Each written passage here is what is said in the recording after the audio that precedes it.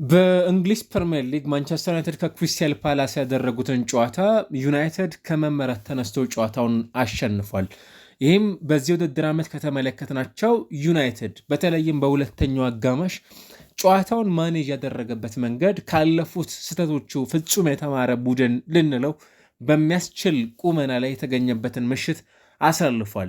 አሰልጣኝ ሩበን አሞሪም የዛሬውን መርሃ ግብር ማሸነፍ እጅግ በጣም ይጠበቅባቸው ነበረ። በተለይም ያለፉት ተከታታይ ጨዋታዎቻቸው ደግሞ ከውጤት መራቅ ጋር ተያይዞ በተመለከት ነው የቡድን እንቅስቃሴ ሃይላይት የሆኑ ነገሮችን ብቻ ልንገራችሁና ዲቴል ነገሮችን እንመለከታለን። ብሩኖ ፈርናንዴዝ በጨዋታው ላይ 2 አሲስቶችን ማድረጉን ተከትሎ በማንቸስተር ዩናይትድ ከፖል ስኮልስ በላይ 56 ለገብ የሚሆኑ ኳሶችን አመቻችቶ በማቀበል በታሪክ በማንቸስተር ዩናይትድም ጭምር የተሻለ ተጫዋች መሆን እንዲችል ካገዙት ምሽቶች መካከል አንዱ ሆኖ አሳልፏል ማለት ነው። አንዱ በዛሬው የእንግሊዝ ፕሪሚየር ሊግ መርሃ ግብር ሊደነቁ ከሚገቡ ቡድኑን የመራበት መንገድ በተለይ ሁለተኛው አጋማሽ ካለፉት ዓመታት አንጻር ከተመለከት ነው ቡድኑ ይበልጥ ችኩልነት ያልነበረበትን ምሽት አሳልፏል እና ይህንንም ተከትሎ ሪያን ጊግስ በ162 ኳሶች በማንቸስተር ዩናይትድ ታሪክ ለግብ የሚሆኑ ኳሶችን አመቻችቶ በማቀበል ከየትኛውም ተጫዋች በላይ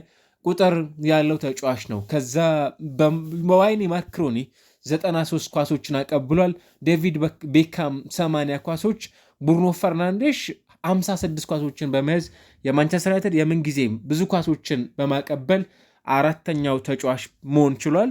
ከዛ ፖል ስኮልስ 55 ለግብ የሚሆኑ ኳሶችን በሲዝን በአጠቃላይ በማንቸስተር ዩናይትድ በነበረው ቆይታ ይህንን ማድረግ ከቻሉ ተጫዋቾች መካከልም ጭምር የሚነሳ ነው ማለት ነው እና በምሽቱ በነበረው የቡድን ቆይታ ለዩናይትድ እጅግ ካለፉት ቀናቶች የተሻለ የቡድን መዋቅርም ጭምር የነበረው ነው። አሰልጣኝ ሩበን አሞሪም ሁለተኛውን አጋማሽ ሃንድል ያደረጉበት መንገድ በጣም ይደነቅ ነበር።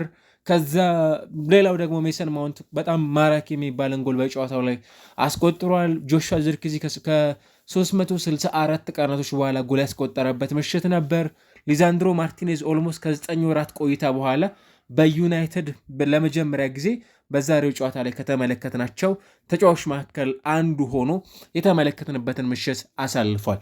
ይሄ በጨዋታው ላይ ከሚነሱ በሃይላይት ደረጃ ልንመለከታቸው ከሚገቡ የዩናይትድ እና የክሪስታል ፓላስ ጨዋታ መካከል ሊጠቀሱ ከሚችሉ ርዕሰ ጉዳዮች መካከል የሚነሳ ነው እና አንዱ ደግሞ ዩናይትድ ባለፉት 27 በሚጠጉ ወደ ለንደን ካደረጋቸው ጉዞዎች ውስጥ በአራቱ ብቻ ያሸነፈ ቡድን እንደመሆኑ መጠን የዛሬውም ጨዋታ ዩናይትድ የማሸነፍ እድሉ በጣም ጠባብ ነበረ። ምክንያቱም ክሪስታል ፓላስ ከዩናይትድ ጋር የቅርብ ጨዋታዎቹን ተመልክታችሁ ከነበረ ዩናይትድ በፓላስ ፍጹም ዶሚኔት የተደረገ ቡድን ይመስል ነበረ። ለመጨረሻ ጊዜ እንግዲህ ዩናይትድ በቅርብ ጊዜ ይህንን ቡድን ሲያሸንፍ አልተመለከትንም። ምናልባት የምናስታውሰው ፌብሩዋሪ 2023 ማንቸስተር ዩናይትድ በእንግሊዝ ፕሪሚየር ሊግ 2-1 ያሸነፈበትን ጨዋታ ከዛ በኋላ በሊግ ካፕን ያሸነፈው 3-0 እንግዲህ ከዛ በኋላ ያለው ክሪስታል ፓላስ 1-0፣ 4-0፣ 0-0፣ 2-0 በሆነ ውጤት ጨዋታውን አሸንፏል። ዛሬ የሚጠበቅ የነበረው ጨዋታውን ፓላስ የማሸነፍ ቅድመ ግምት አግኝቶ የነበረ ቡድን ነበር እና ደግሞ በዛ በኩል የኦሊቨር ግላስነር ቡድን ዛሬም ጥቅጥቅ ብሎ አማካይ ላይ የቁጥር የበላይነት ወስዶ ነበር የተመለከተ ነው። ታውቃላችሁ በእንግሊዝ ፕሪሚየር ሊግ አሁን የብዙዎችን ትኩረት እየሳቡ ከሚገኙ ተጫዋቾች መካከል በዚህ ቡድን ውስጥ ያሉ ቁልፍ ተጫዋቾች አሉት እና በፕሪሚየር ሊጉ ጠንካራ የሚባል ቡድን ነው። ሙኒዥ አሁን እንደ ሊቨርፑል ራሱ አርሰናል ያሉ ክለቦችም ጭምር የሚፈልጉት ማንቸስተር ሲቲ ይሄ ኮሎምቢያዊ ተጫዋች ማለት ነው። ከዛ ማርክ ጉሂ ያለ ደግሞ በጣም ጥራቱን የጠበቀ ተጫዋች ምንም ጥያቄ የለውም። በተጋጣሚ ሜዳ ሳጥን ውስጥ ረጅሙን ጊዜ ደግሞ ማጥፋት የሚፈልግ እንደነ ላክሮክስ ያለ በጣም አስደናቂ ተጫዋችም ጭምር አላቸው። ዛሬ በተመለከትነው ቆይታ እንዲሁ ደግሞ ጎል ያስቆጠረው ደግሞ ማቴታ የዚህ ውድድር ዓመት የዚህ ቡድን ክስተት ከሆኑ ተጫዋቾች መካከልም ጭምር ይነሳሉ። ሌላ ራሱ ማንቸስተር ዩናይትድ ደግሞ በሜዳ ውስጥ የሚፈልገው ዛሬ የዛን ያህል ጥሩ ነበር ማለት የማንችለው አዳም ዋርተንም በዚህ ቡድን ውስጥ ይገኛሉ። 3-4-2-1 አሊያም 3-4-3 በጨዋታ አቀራረብ በክሪስታል ፓላስ በኩል አሰልጣኝ ኦሊቨር ግላስነር ይዘውት የሜዳ አቀራረብ ነበር። በተመሳሳይ ማንቸስተር ዩናይትድም ይህንኑ የጨዋታ ቅርጽን ነው በሜዳ ውስጥ ይዞ የገባው 3-4-3 አሊያም 4-2-1 የሚመስል የጨዋታ አቀራረብ ጆሹዋ ዚርክዜን የአጥቂ ስፍራ ተጫዋች አድርጎ ይዞ ገባ። ከዛ ሜሰን ማውንትና ብሪያን ኤምቤሞን ከባለፈው ሳምንት አንድ ለውጥ አለ። አማድን ነበር በዛ ጨዋታ ላይ ሜሰን ማውንት ጋር አድርጎ የነበረው። ዛሬ ግን ይህንን ምርጫ ቀዳሚውን አድርጓል። ከዛ ባለፈ ሌኒየሮ፣ ማቲያስ ዴሊክትና ሉክ ሾው እንደተለመደው ሴንተር ባክ ሆነው ጀመሩ። ፈርናንዴሽ፣ ካዚሜሮ፣ ዲጎ ዳሎት የአማካይ ስፍራ ተጫዋቾች ናቸው። በተለይ ሁለቱ የፉል ባክ ሚናን የሚወጡ ዊንግ ባኮች ናቸው። እንግዲህ በዩናይትድ በኩል የተመለከተው ታዲያ በዚህ ጨዋታ ላይ አንድ የተመለከት ነው ሌኒዮሮ ትክክል አልነበረም። ዛሬ 54 ደቂቃዎችን ነው እርግጥ በሜዳ ውስጥ ማሳለፍ የቻለው። 34 ተቾች ነበሩት። ጎሉ ሲቆጠር ለጎሉ መቆጠር ትልቁን አስተዋጽኦ ያበረከተው ተጫዋች እርሱ ነበረ እና ጥፋት የሰራበት ታይሚንግ ትክክል አይደለም። ሳጥን ውስጥ የተጋጣሚ ቡድን ኳስ ይዞ በሚገኝበት ወቅት ላይ የመጨረሻ ሰው ሆኖ ኳስ በእንዲህ አይነት መልኩ ብሎክ ማድረግ ተገቢ ውሳኔ አይመስለኝም እና እሱም ራሱ ፌል ያደረገው ይመስላል። አንድም የዩናይትድ ተጫዋች እሱ ያንን ጥፋት ከሰራ በኋላ አልቢትሩ ላይ ክሌም ያደረገ ተጫዋች አልተመለከትንም። ምክንያቱም የመጨረሻ ሰው እንደመሆኑ ያንን ጥፋት የሰራበት መንገድ ትክክለኛ የፍጹም ቅጣት ምት የሚያሰጠን መሆኑን የተረዱ ስለነበረ ነው ተጫዋቾቹም ጭምር ክሌም ሲያቀርብ ያልተመለከት ነው። ብሩኖ ፈርናንዴሽ በጣም ነጭናጫ ከሚባሉ ተጫዋቾች መካከል አንዱ ነው። በብዙ አይነት አጋጣሚዎች የምናስተውለው ነው። እንደው በ90 ደቂቃዎች ውስጥ እንደው 20 ጊዜ አልቢትሮችን ሊያናገር የሚችል ተጫዋች ሊሆን ይችላል። እያንዳንዱ ስህተቶች ትክክል ካልሆኑ እንዲህ አይነት ጥያቄ ያቀርባል። አንዳንዴ የቡድን አምበሎች እንዲህ ሊያደርጉ ይችላሉ። ምንጊዜም ለቡድናቸው መወገን ቀዳሚ ምርጫቸው ስለሆነ እና በዚህኛው መርሃ ግብር የተመለከት ነው የሌኒዮሮ ትክክል አለመሆን በዛሬው ጨዋታ ላይ አስተውለናል። አንዱ ሩበን አሞሪም ይህንን ከተመለከቱ በኋላ ናስር ማዝራዊን የቀየሩበት መንገድ በጣም መደነቅ አለበት እና ይህንን ቅያሪ በተመለከትንባቸው ጥቂት ኦልሞስት ኢሚዲየትሊ ማለት እንችላለን በዛችው ቅጽበት ነበረ ጎሉም ጭምር ሲቆጠር የተመለከት ነው ማለት ነው። ከዛ አንዱ ከጎሉ መቆጠር በኋላ ዩናይትድ በሁለተኛው አጋማሽ በተሻለ መልኩ የተጋጣሚ ሳጥኖች ላይ የመገኘት እድል ያገኘ ቡድን ነበር። በሁለተኛው አጋማሽ ዩናይትድ ጨዋታውን ሙሉ ለሙሉ ዶሚኔት አድርጓል። ለምሳሌ በሁለተኛው አጋማሽ 4 ኢላማውን የጠበቀ ሙከራ ያከናወነው ማንቸስተር ዩናይትድ ነው። በክሪስታል ፓላስ በኩል 0። በሁለተኛው አጋማሽ ማንቸስተር ዩናይትድ 8 ሙከራዎችን አድርጓል፣ ክሪስታል ፓላስ 5። በሁለተኛው አጋማሽ ማንቸስተር ዩናይትድ የተሻለ በተጋጣሚ ሳጥን ውስጥ ብዙ ኳሶችን መንካት የቻለው ቡድን ነበረ። በሁለተኛው አጋማሽ ነን እያልኩ የምገኘው። በመጀመሪያው አጋማሽ ግን ዩናይትድ 2 ኢላማቸውን የጠበቁ ሙከራዎችን ያከናወነው፣ ክሪስታል ፓላስ 3። በሁለተኛው አጋማሽ ማንቸስተር ዩናይትድ 6 ሙከራዎችን አድርጓል። በመጀመሪያው አጋማሽ ግን ክሪስታል ፓላስ 9 ሙከራዎችን ያከናወነበትን አጋጣሚ ነበር ወይም ቅጽበት ነበር በዚህ የጨዋታ እንቅስቃሴ ላይ መመልከት የቻለው ማለት ነው። ስለዚህ ሁለተኛው አጋማሽ ለዩናይትድ ከተመለከት ነው ኦቨርኦል የጨዋታው እንቅስቃሴ የተሻለ ኳስ የመቆጣጠር ፍላጎት የነበረው፣ የተሻለ ማጥቃት የነበረው፣ የተሻለ የተጋጣሚን ማጥቂያ ዞኖችን ለመጠቀም ጥረት ያደርግ የነበረ ቡድን ነው። አንድ ያስገረመኝ አሰልጣኝ ሩበን አሞሪም ባለፉት ጊዜያቶች ውስጥ ከሚሰሯቸው ስህተቶች ውስጥ አንዱ ሁለተኛው አጋማሽ በጣም እርሊ ቅያሬዎችን ያደርጋሉ እና እነዛ እርሊ ቅያሬዎች ቡድናቸውን ዋጋ ሲያስከፍል የተመለከትንባቸው አጋጣሚዎች ብዙ ናቸው። ለምሳሌ ከምናስታውሳቸው ጨዋታዎች ውስጥ ብራይተንን ያሸነፉበት ጨዋታ ምንም እንኳን 4 ጎሎችን ያስቆጠሩበት ቢሆንም ቡድኑ ሁለተኛው አጋማሽ ሲመጣ በጣም እርሊ ነበር የጎል ቅያሬዎች የተጫዋቾችን ቅያሬ ሲያስመለክተን ነበር። እንደነ ኮቢ ሜኖ፣ ማኑኤል ኡጋርቴ ያሉ ተጫዋቾችን ከቀየሩ በኋላ ቡድኑ ፍራስትሬት ማድረግ ጀመረ። ኳስም የሚይዝ ቡድን ይመስላል፣ ግን ራሱን ለተጋጣሚ ቡድን በጣም ያጋልጥ የነበረ ቡድን ነው እና በጣም አስደናቂው በዚህ ጨዋታ ላይ ጌሙን ማኔጅ ያደረጉበት መንገድ ዩናይትድ ጎል የሚፈልግ ቡድን ነው፣ ግን ጎል እንደሚፈልግ ቡድን በጣም በችኩልነት የተጋጣሚ ሳጥን ውስጥ ለመገኘት በጣም ይቻኩል የነበረ ማንቸስተር ዩናይትድን በዛሬው ጨዋታ ላይ አልተመለከትንም። ይሄ ለዩናይትድ ካለፉት ጊዜያቶቹ በጣም ተሻሽሎ አስተካክሎ ከመጣባቸው የጨዋታ መርሃ ግብሮች ውስጥ በጣም በትልቁ ሊነሳ የሚገባው የጨዋታ ሂደትን የተመለከትንበት ሊግ መርሃ ግብርን ያከናወኑበት ዕለት ነበር ማለት እንችላለን። የመሆኑ ዩናይትድ ከተካታይ ጨዋታዎች ነጥብ መጣል በኋላ አሳክቶት የወጣው መርሃ ግብር ነው እና ደግሞ ካለፉት ጊዜያቶች ዩናይትድ የተማረው ምንድን ነው ብለን ስንል ጎሎቹን ያስቆጠረባቸው መንገዶች፣ ለምሳሌ ጆሹዋ ዚርክዜ አንዱ በፕሪሚየር ሊጉ ስቲል ማንቸስተር ዩናይትድ በዚህ ሰዓት ላይ ካሉት የአጥቂ ስፍራ ተጫዋቾች ምርጡ ላይሆን ይችላል፣ ግን ኳስን በመረዳት በሜዳ ውስጥ በሚሰጠው ግልጋሎት ፐርፌክቱና ቁጥር አንዱ የፊት መስመር ተጫዋች ነው። ለምሳሌ ቦል ኮንትሮሊንጉ በጣም በጣም ፐርፌክት ነው። ከዲሚትሪ ቤርባቶቭ በኋላ ዩናይትድ ያገኘው የፊት መስመር ተጫዋች እንዲህ አይነት ቦል ኮንትሮል ማድረግ የሚችል ተጫዋች የለውም። በጣም በጣም አስደናቂ የሚባል ቦል ኬሪ ማድረግ የሚችል ቁልፍ ተጫዋች ነው። አንድ የምናነሳለት ይሄ ነው። ፕላስ ወርክሬቱ በጣም በጣም አስደናቂ ከሚባሉ ተጫዋቾች መካከል አንዱ ነው። ምናልባት አላስፈላጊ የሚባሉ አንዳንድ ተቾች አሉት። ምናልባት ከተጫዋቾች ጋር በደብል ይሄ ቶሎ ኳሶችን እየተነካኩ ወይም እየተቀባበሉ ሳጥን ውስጥ ቶሎ መግባት የሚፈልግ አይነት ተጫዋች ነው። አንዳንዶቹ ኳሶች ትክክል ላይሆን ይችላል፣ ፐርፌክሽን ከመሆን አንጻር ይጎላቸዋል። ግን ደግሞ በዩናይትድ ቤት ውስጥ ብዙ የመጫወትን እድል እያገኘ የማይገኝ ተጫዋች እንደመሆኑ መጠን ይህንን ከተመለከታችሁ በጣም በጣም አስፈላጊ ነበር ማለት ነው እና ክሪስታል ፓላስ ደግሞ ያለፉትን 12 ጨዋታዎች ሽንፈትን ያላስተናገደ ቡድን ነው። ያንንም ጭምር ያለመሸነፍ ጉዞውን ነው ማንቸስተር ዩናይትድ በዚህኛው መርሃ ግብር ላይ ማቆም የቻለው ማለት ነው። ሌላው በጨዋታው ላይ ዩናይትድ በቆመ ኳስ ጎል ሲያስቆጠር ሜሰን ማውንት ነበር ይሄ ጎል እንዲቆጠር ትልቁን ስራ መስራት የቻለው። ምንም እንኳን ብሩኖ ፈርናንዴዝ እዚህ ጋር ኃላፊነቱን በመስጠት ደረጃ ሊደነቅ የሚገባው ተጫዋችም ጭምር ነው።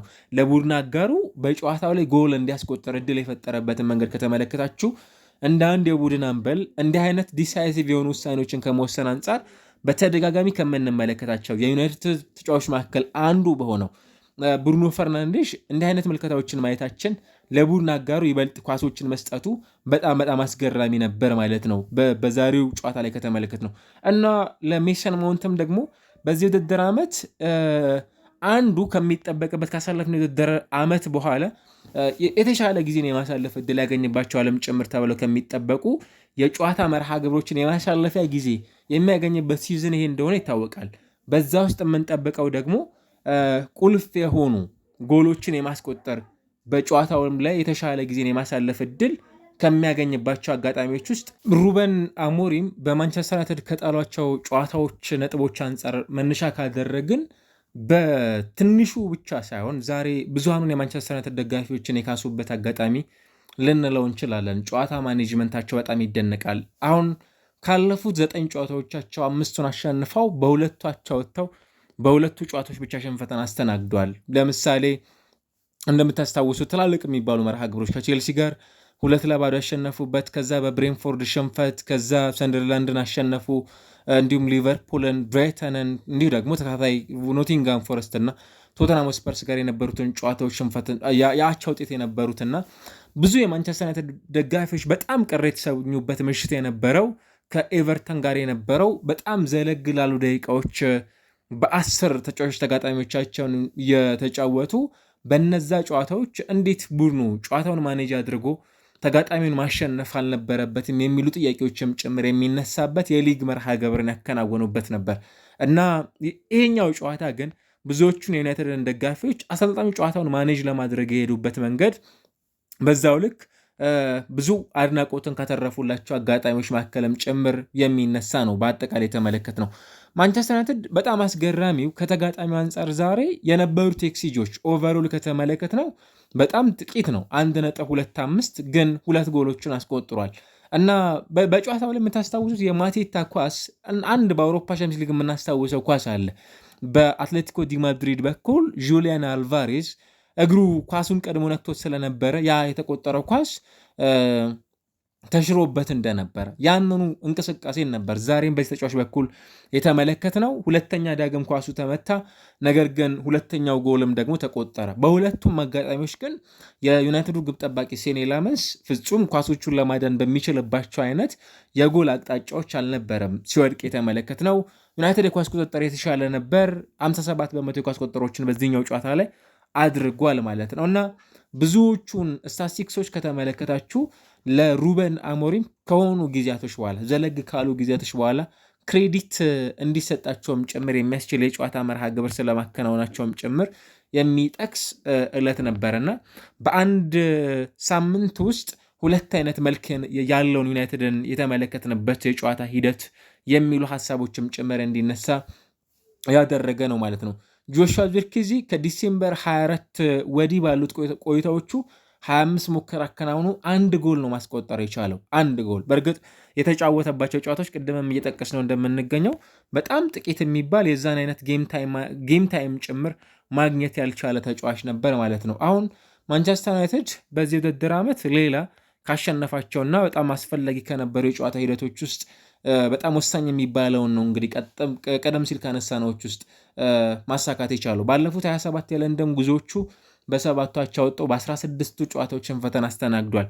ስለዚህ እነዚህ ሶስቱን ደግሞ ፉልሃም ክራቨን ኮቴጅ ላይ ያሸነፈበት ውጤት የመጨረሻው ነበር። ከዛ በኋላ ሌላው አሁን ማሳካት የሚችለው ውጤት ከነበሩት ውስጥም ጭምር የሚነሳ ነው። ክሪስታል ፓላስ ደግሞ ባለፉት የሜዳ ላይ ጨዋታዎቹ ሽንፈትን እያስተናገደ ከማይገኙ ቡድኖችም አንዱ ነው። ፌብሩዋሪ ወር ላይ ለመጨረሻ ጊዜ ከ12 ጨዋታ በፊት ነበር እንዲህ አይነት ሽንፈትን ያስተናገደው። ከዛ በስድስቱ አቻ ወጥቶ በስድስቱ ጨዋታዎችን ማሸነፍ የቻለ ቡድን ነበር። ዩናይትድ በዚህ ውድድር ዓመት ከሜዳ ውጭ ካደረጋቸው ጨዋታዎች አንጻር በጣም ውጤት ያስፈልጉታል ብለን ከምናነሳቸው መርሃ ግብሮች ውስጥ አንዱ ነው። ለመጨረሻ ጊዜ ከማንቸስተር ሲቲ ጋር የነበረውን ጨዋታ ነበረ ጥሩ ውጤት እንደው ነበረው ብለን ልናነሳው የምንችለው ከሜዳ ውጭ ከነበሩት መርሃ ግብሮች ውስጥ ከማንቸስተር ሲቲ ጋር 2024 ዲሴምበር ወር ላይ 2-1 ያሸነፈበትን ጨዋታ ልናነሳ እንችላለን። ከዛ ባለፈ ለብሩኖ ፈርናንዴዝ የሆነ ስታቲስቲክስ ማስመዝገብም ጭምር የሚችልበት ነበር ማለት ነው። ሊጉን የዛሬውን መርሃ ግብርን በተመለከተ አጠቃላይ ስንዳስሰው ግን ደግሞ ብዙ ትርጉሞችን ይዞ የሚመጣ የሊግ መርሃ ግብር ነው። ማንቸስተር ዩናይትድ ይህንን ጨዋታ በአጠቃላይ ያሸነፈ ወደ ቀጣይ መርሃ ግብር ሲያቀና ለምሳሌ ከዌስትሃም ዩናይትድ ጋር ቀጣዩን ጨዋታ ያከናውናል። ይሄ ቡድን ከዌስትሃም ጋር ጨዋታውን ሲያከናውን ጥሩ ነገሩ በጨዋታው ላይ የዌስትሃም በጣም ቁልፍ የሚባለው ተጫዋች ሉካስ ፓኬታ በቀይ ካርድ ስለወጣ ያንን ጨዋታ ያመልጠዋል። በጣም ቁልፍ የሚባለውን መርሃ ግብር ተጋጣሚውን ሲገጥም በወሳኝ መርሃ ግብር ላይ ተጋጣሚ ቁልፍ የሚባለውን ተጫዋች ያጣል። ሐሙስ ዕለት ማለት ነው ዲሴምበር 4 ጨዋታውን ሲያከናውን ከዛ መልሶ ከወልቭስ ጋር ሰኞ ጨዋታውን ያደርጋል። መልሶ በሳምንቱ ነው እንግዲህ ከበርንማውዝ ጋር ደግሞ በእንግሊዝ ፕሪሚየር ሊግ ሌላኛውን ጨዋታውን የሚያከናውነውና ይሄኛው ምሽት ለዩናይትድ በጣም ቁልፍ ከሚባሉት ውስጥ አንዱ ነው። አሁን 21 ነጥቦችን ሰብስበዋል። በእርግጥ ከሌሎቹ ቡድኖች አንጻር ከተመለከት ነው ገና ነው። በሊጉ 7ኛ ደረጃ ላይ መቀመጥ የሚችልበትን ውጤት ይዟል።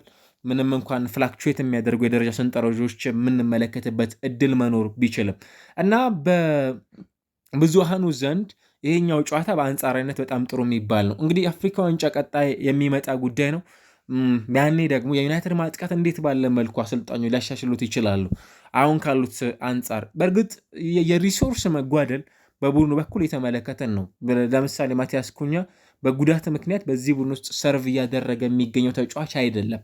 ይህንን መነሻ በማድረግ አሰልጣኝ ሩበን አሞሪም 9 ቁጥር ላይ ሊጠቀሙባቸው ይችላሉ ተብለው ከሚታሰቡት ብሪያን ኤምቤሞ፣ ራሱ ማቲያስ ኩኛ፣ ጆሹዋ ዚርክዚ አንጻር ከተመለከትን 90 ደቂቃ ለማጫወት የሚገደዱበት አማራጭ አላቸው። ምናልባት ጆሹዋን ቀይረው የሚያስወጡ ከሆነ ብሪያን ኤምቤሞ ወደ ላይ ከፍ በማድረግ አማድንና እንዲሁ ደግሞ ማቲያስ ኩኛን ማነው አሁን ማቲያስ ኩኛ ስለሌለ ማለት ነው የመስመር ሁለቱን ተጫዋቾች የማጫወት ግዴታ ውስጥ ይገባሉ። አማድን ወደፊት ከፍ የማድረግ ከዛ ናስር ማዝራይን የአማድን ቦታ እንዲሸፍን የሚገደዱባቸው አማራጮችም ጭምር ሊኖሩ እንደሚችሉም ጭምር የምንመለከተበት የጨዋታ ሂደትን የምናይበትን ምሽት ነበር እየተመለከትን የነበረውና ማንቸስተር ዩናይትድ ዛሬ በነበረው የሜዳ ላይ እንቅስቃሴ በተሻለ መልኩ ተስፋ ከሚታይባቸው በዚህ ሲዝን ከተመለከትናቸው የሆኑ ጨዋታዎች ጥሩ ነበር እንዳልናቸው ሁሉ የተመለከትንበት የሜዳ ላይ እንቅስቃሴን ማድረግ የቻለውበትን አጋጣሚ